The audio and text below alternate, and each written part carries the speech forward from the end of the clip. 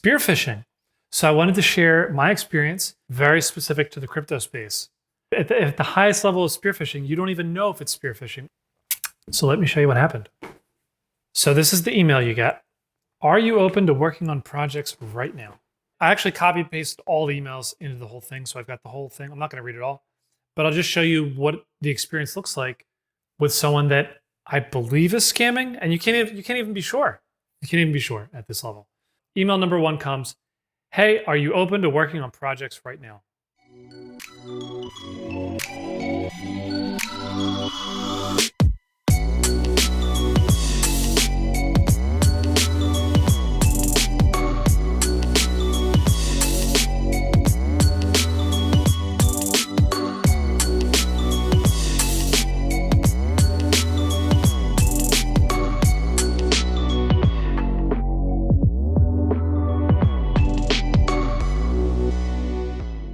Has a little typo there with the capitalization. This is actually a common email. I get this quite a bit. Some of these turn into actual people that I work with. And so I go back and forth and it says, are you looking to work together? Yes, maybe. And he's also messaged me in Twitter. It's called Twitter back then. And then I'll message. So the email's going between email and then also there's a X conversation at the same time. And I'm doxing everything about this. So his X name would be Flipsider. So we can pull this up on X, which is now a suspended account. Blah, blah, blah. We're talking about their project. It's a game, this and that. There's a screenshot of the game. It's got a password. I'm even doxing all my passwords and everything for this. So here's the game. It kind of looks like a Windows 95 machine is the game. It's called Quantum. And there's a bunch in there. And so it's got games inside the game, and there's a whole website about it. And so basically, the whole conversation here is he's trying to engage with me as an advisor. This is pretty normal how you would engage with an advisor. We actually had a meeting on Zoom. I'm not going to share photos from that meeting, or it was Google Meet. People showed up on the call. They had their whole introduction to everything and talked about moving this forward. The very normal stuff you would discuss on a phone call with an advisor. I'm doing KYC during this process. I'm asking for business records, business registration, where are they domiciled, who are they selling to, tax information, very normal stuff that you absolutely should ask if you're going to do business with anybody, anywhere, crypto or not. It's me and this guy, Timothy, but actually there's a different person who's in charge of, who I guess says they're Timothy's boss. And that's the person that I saw on the screen.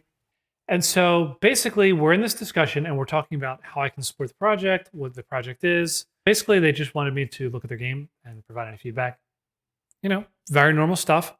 But then we're going back and forth and they're trying very hard to move this discussion into a metaverse in their game.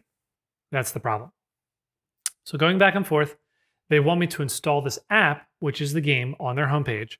And they want to have a meeting inside that app. I don't do that. So I said, we can have a meeting on Google Meet in the browser. And they're like, okay, well, let's have the meeting inside our app. And I said, no, after, we set up a relationship, I'll get a separate computer. I'll install the app on there. No problem at all. But I'm not going to be installing your app, as a condition for setting up this relationship. And that goes back and forth for a while. And that was a sticking point for them. They wanted me to set up a virtual machine, which might be safer. And basically, when it was clear that I was not going to be logging in or downloading his app, the conversation just started getting cold. One of the email addresses started bouncing. And that was it. Now, in the interest of disclosure, I've pasted all the email addresses here verbatim, all the email discussion, all this information from their website, including all the names that they used, and they called themselves Quantum Studio. Now, the fact that they're using the word Quantum Studio, this doesn't mean that that company goes one way. So they're saying that they are Quantum Studio, but doesn't necessarily mean that Quantum Studio says they endorse these people. You know what I mean? I'm going through this process. And so I also had found some other people that had talked about this. This is Lord Flufflord. And it says, I'm sure these people are scammers. And that's the URL of the website that they were talking about.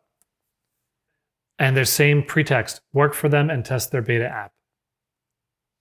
Oh, Not related to this, but this was interesting. This person also just talking about basic OPSEC. If you do anything anywhere near Bitcoin or crypto, use a separate email address for everything you do. That means using iCloud Plus and getting temporary email addresses or getting your own domain name or doing other things. Do not just rely on this trick where it's like my name plus XYZ at Gmail. Everybody knows that trick and they know they can just delete this part of your email address and you'll still get it. So this one doesn't count, but the other ones like Apple iCloud private email relay, that counts. So because let's say you used Ledger and the Ledger email address, the email address list was leaked. So you're going to start receiving emails from OpenSea, I'm air quoting here, but actually they're sent to your Ledger email address. That's because they stole your email address from Ledger. Now, if you use the same email address for Ledger and OpenSea, then you're going to receive emails from OpenSea to your crypto email address. And obviously the emails are going to look great and you might get tricked. You can get tricked with anything. It's possible, but any layer of defense you can add, this will help. Has anybody else seen attacks like this? Has anybody been asked to beta test our app? For me, like they say, hey, I want to commission you. And I just, go to their profiles and they look super scammy right away. So I just block them. But most of my friends have been scammed. They like similar to what you are showing. They try to gain your trust and start doing meetings. And then they ask you to download a server. And then they tell you if you download the server and you try our software, we'll reward you with coins or with crypto. And then as soon as they download whatever they're downloading, they like steal all their money. So the commissions, they want to commission artwork, but they want to have meetings in the app. Yeah, like with the artwork, like they will tell you like, oh, go to this website and download the assets. So the whole thing is for them to send you a link and then you click on that link and then they scam you. I've never been scammed, knock on wood, but I think it's because I've been super, super, super cautious. That's great. Thanks for sharing. Some of them can be really good and you might, sometimes you're always looking for commissions, right? You're always looking for clients and commissions and friends and whatever. It's tough. And sometimes your head gets too big. You're like, "Whoa, yeah, this random person who doesn't know me very well definitely wants to pay me big money to do a commission." So stay humble. What's up, Ben? Yeah, how are you guys doing? We're killing it. We've got some good news. We've got some good people. Did you go to the Philly Bitcoin pizza? I did. I went to the Bitcoin Pizza Day with our Pizza Down members over in Brewery Town. It was a great time. For anyone that doesn't know, they do the world's biggest pizza party. I think they had over 200 cities. All free pizza on the the 22nd of May. So look out for that next year in your neighborhood. Big turnout. Yeah, I think we had like over 200 people.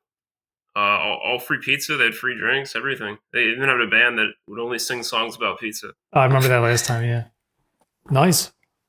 Ben, did you want to show off your project? Do you want to talk about that at all? Yeah, I can talk about that. It's Bennies.fun, like Bennies, and I call it that because it shows you the benefits of NFTs. So it's like you look up the Bennies. The idea kind of big, but what I'm focusing first on is outreach and onboarding of new people into an NFT project. A lot of people they look at a project on like OpenSea, and all you really see is like the price action, and it's kind of treated like a stock. If you want to know more about it, like it's incumbent on the project of being like, oh hey, come to our Discord, come to our Twitter, come to our project website, and you don't really know, if they're scams or if they're real or not. So I want to be kind of like a Yelp or an IMDb or like a third party source. Like if a restaurant's good, you want to check out the Yelp reviews. If the NFTs are good, or it could be meme coins or tokens or anything, you would want to check it out on here. And right now, it's just a database. I've been collecting all this type of stuff, but I think like the first feature of value I can give is I can have the user, if they connect their wallet, you could pull up their NFTs that they actually own and can prove that they own, and then we can send them an email, directed by the project, saying all the benefits they actually get, and a point of contact for the project to get involved with them, all these types of links. Kind of more welcoming because, like, I don't know when the last time you guys bought an NFT off the market, but you don't really know. You kind of get a feeling of what's next, and you don't really know what to do with it after that. So I have a lot of NFTs, but not enough. But if you check the one I gave you is like if you type in discovery.eth, and I only have maybe like the top 25, 30 projects, like the Bored Apes, the Crypto Punks, Rare Pizzas, that type of stuff. And so that's kind of like an example of how this would look. Now, are these on the project, the collection, or are any of them specific to the actual NFT ideas that you have? Over to the right, you see that Paradise Lost one. That's project and sorry, it's collection, and then like a level lower because there's one deployment contract for everything released by that publisher, and it's different artists, different collections, that type of thing. It's very much depending on the data itself. I like it. So we've got specific events that are timed. Do we get to a point where there's a calendar? Not yet. It's definitely on the roadmap. There's no call to action to get the email address. Actually, it is at the top. There's a sign up button. Wow. Yeah. So basically, I'm trying to get the person in the account to connect their wallet. So like this, I would even kill this because the main call to action is these are going to be people with wallet addresses. So it doesn't even have to be your address. But do you want updates about this? Do you want updates about discovery.eth by email, daily, weekly, whatever? And then, yes, I do want those updates. Yeah.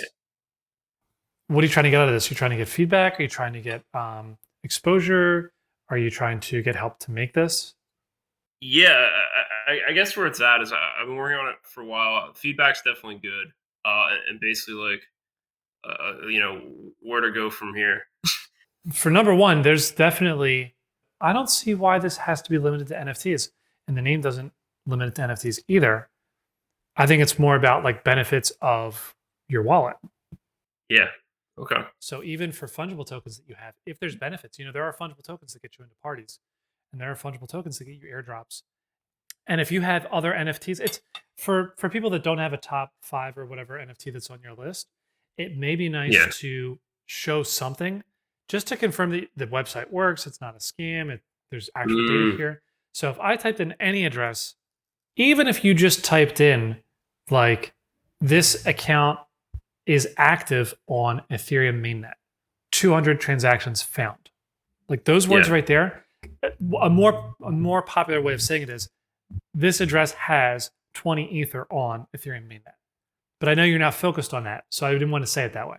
For your website, you might say has 200 transactions on Ethereum mainnet and 50 transactions on Polygon, XYZ. At least okay, the website's working. I typed it in correctly. There's not a typo. Something's loading, but then I'll believe it more when it says no NFTs are found in this wallet. Yeah, so that's like the lowest effort thing you could do to prove that it's working.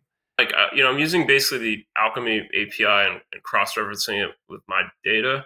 So I can pull up what's in your wallet. I just don't show it if it's not in my database. So I can say like, hey, like, you bought this orange duck, but I don't know what it does right now. Yeah. So also you seem to be talking about it like from the user and the wallet side of it, but I'm also kind of thinking of it in terms of like discovery, like before the person even buys it, and like giving them value that way. I love it. And even the events too. You can do this worldwide. Like, here's all the NFTs, here are all the events. Maybe you want to buy something, especially around NFT season, right? So like before the big events, you might want to go get a couple things so you can get to the parties. Yeah. So just a feature in itself could be the calendar. Like, yeah.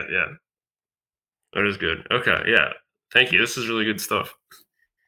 The other thing I was thinking of, I want to get your take on this as kind of like a flywheel. So basically, people come to the site that are, not too into what they own. They don't really know. They come here to find the data.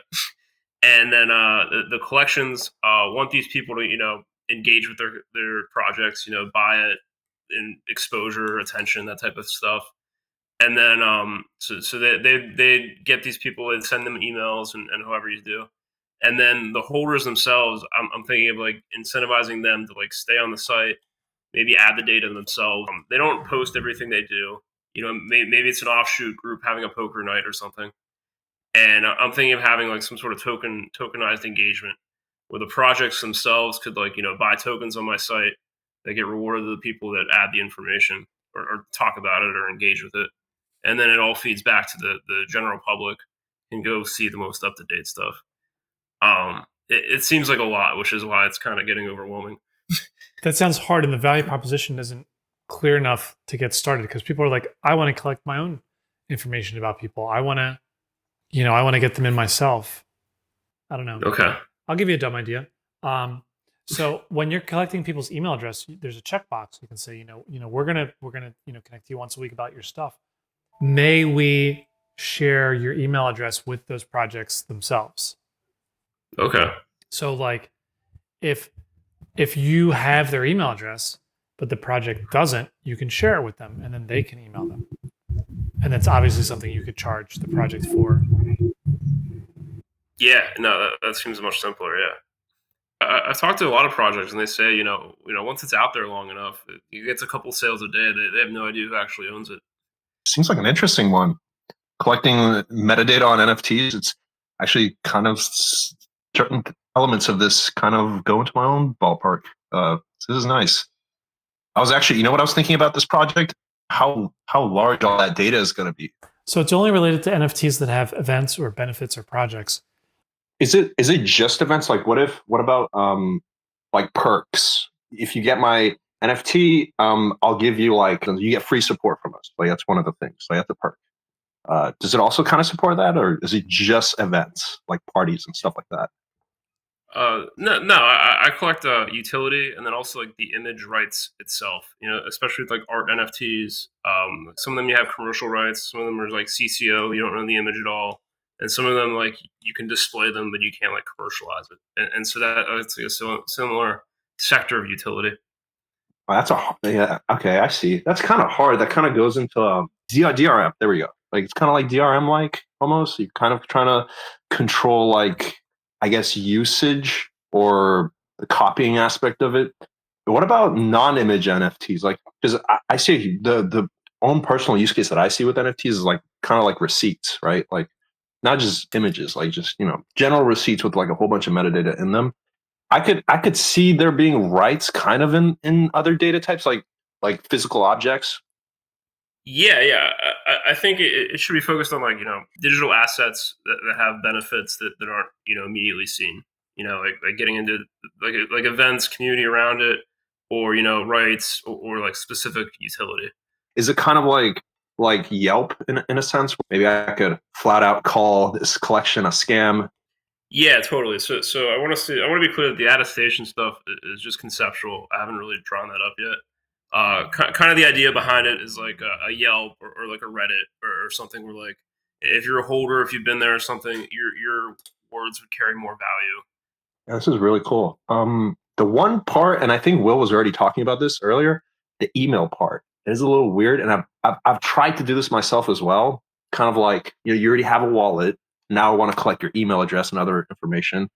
I feel like, I don't know, from personal experience and also just things I've seen, there's like two types of users out there kind of with this, right? Like there's the one that doesn't care and will just sign up and give you all this info. But then there's the other one that just wants to work with their wallet, like nothing else. RSS feeds. You can even make an RSS feed per person. That's a nice idea. I like that. Yeah, it's very, very simple. Yeah. I haven't thought about that. We're like trying hard to give people privacy they don't even want. I don't care. I'll still do it. Yeah. We literally hash our emails. Such a uncommon thing we've talked about. Yeah. These are good points. I'm writing these down. This is a good idea. I guess kind of like the goal with the app is that this would be like the first touch point for someone to go to like see an NFT. If you're telling like you're some guy you meet at a party, you just bought something. I want them to come and like figure out what they actually bought instead of going to like the marketplace, like OpenSea or Magic Eden.